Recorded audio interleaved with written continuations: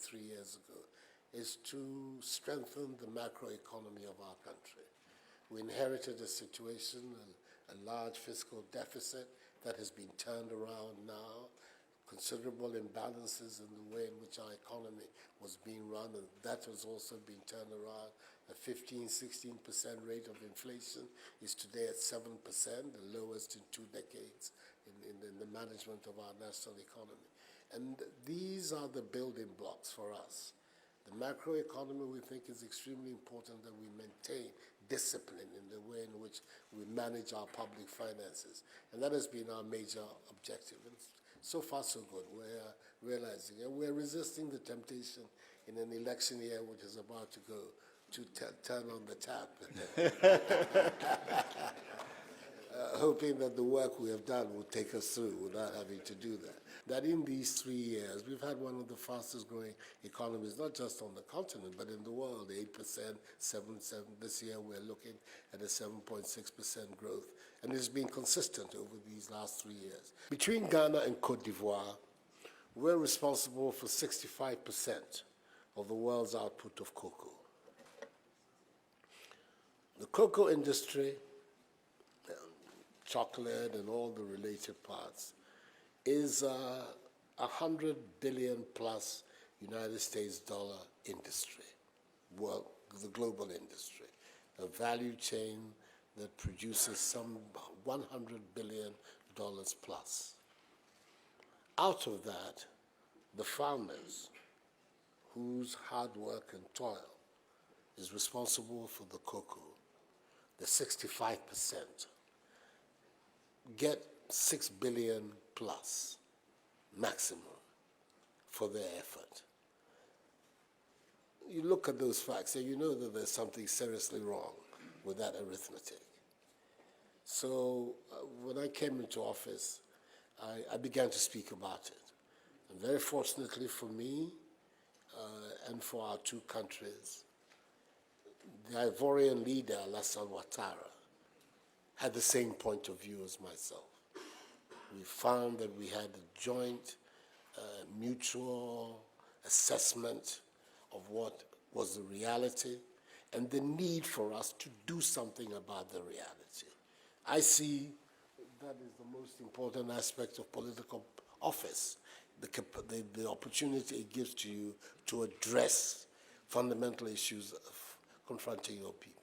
So as a result of talks in Abidjan and in Accra, we came to a mutual understanding of what we needed to do, which was to fuse the marketing, the production, and marketing policies of our 2 countries. The Cocoa Cocoa Board is the main instrument, state instrument for the development of the cocoa, and they have a Conseil de Cacao Café in Cote d'Ivoire, which plays an equivalent role there. So it was a question of bringing the 2 groups together to forge a common policy. And they have done so, insisting that in future we would enter the market at a certain basic floor price and hold that price, and then out of it find the opportunity to increase the earnings of our farmers. So that floor price has been stated. We've gone into the market on that basis. We now have the opportunity to pay our farmers a $400, if you like, bonus, which we call the living income differential per ton, and enhancing the incomes of our cocoa farmers so that they get more out of this value, this $100 billion industry that they've been given before. And we also found tremendous support from the African Development Bank, which is indicated and as part of the agreements that we're going to sign here, that they are prepared to support us enhancing our infrastructure in the cocoa industry, being able to have a greater capacity for warehousing, being able to do more processing in our country of the raw material, and therefore being able to participate at the higher and higher level of the value chain in the cocoa industry.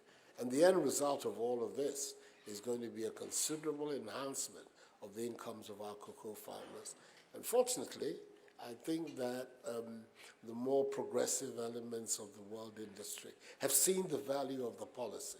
Mars, the United States company, which is one of the biggest players in the industry, has come out openly to support the policy that the Ghana and Cote d'Ivoire have evolved together, to saying that it is the way to ensure a sustainable industry. So, like everything in history, I mean, there's a combination of luck, the time was ripe, the circumstances were there, and I found an interlocutor who shared the same vision as myself. So it was easy for us to work together towards this common goal. He's, in fact, the bigger producer. He's the #1 producer. Cote d'Ivoire is the #1 producer. We are the second. But between us, we come to this figure of 65%. So it has been a development that has been, I believe, very, very positive for our two countries. And I think that it means that we're capable of duplicating this kind of thinking on a broad range of things that we need to do on the continent.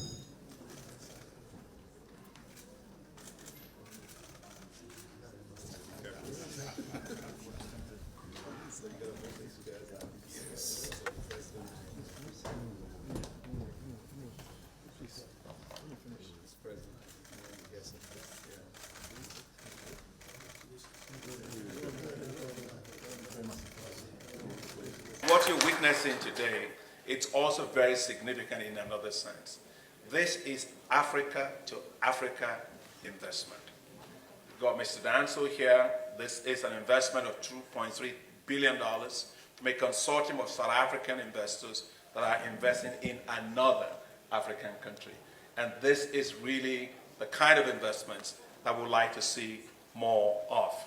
And finally, of course, I'm glad that the Minister of Railways, Joe, and I want to commend also Solomon Asamoah and also Yofi Grant for all their hard work on this. But when you say you're going to have good news next year, I think that the good news really would be for this to deliver for the people of Ghana. I know the President wants to deliver for the people of Ghana. A Ghana that is modern, a Ghana that has modern infrastructure.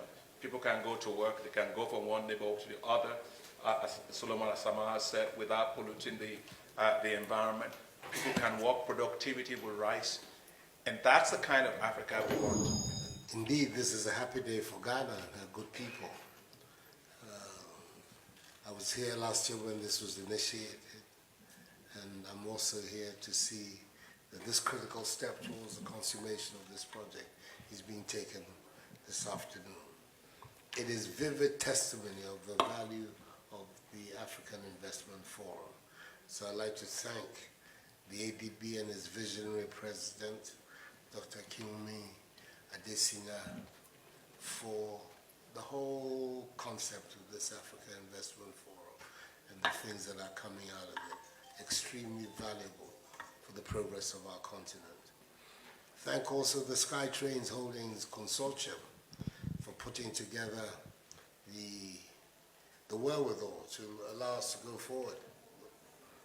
It's appropriate that the consortium is led by a Ghanaian and that we have to come here to Johannesburg to meet another Ghanaian, to do business for Ghana. Somehow or other, I don't know, it works out, I think. That's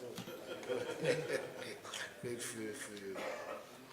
GIF is also making important progress, and this is a very good work that that it has done in this exercise.